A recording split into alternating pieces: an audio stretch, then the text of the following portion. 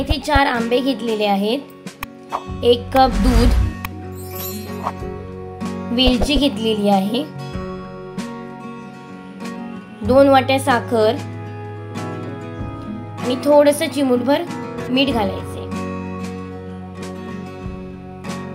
सर्वात प्रथम आंब्याच्या ज्या साली आहेत त्या आपण काढायच्या आहेत।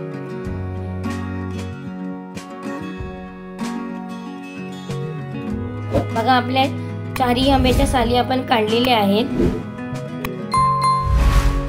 त्यानंतर आपण आंब्याचा जो पल्प आहे तो आपण चाकूच्या मदतीने व्यवस्थित काढून घ्यायचा आहे। आता आपला हा जो पल्प आहे तो आपण मिक्सरच्या भांड्यामध्ये टाकायचा। इथे आपण मिक्सरच्या भांड्याचा वापर करतो। त्यानंतर साखर,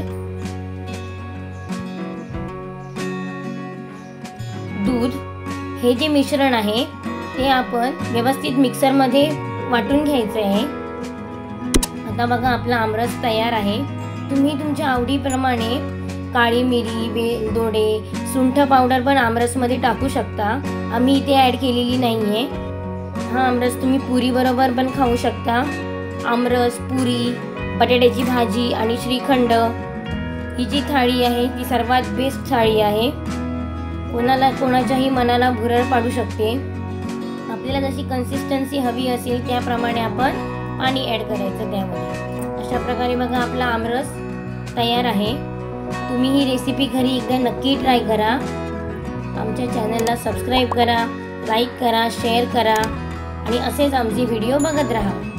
धन्यवाद।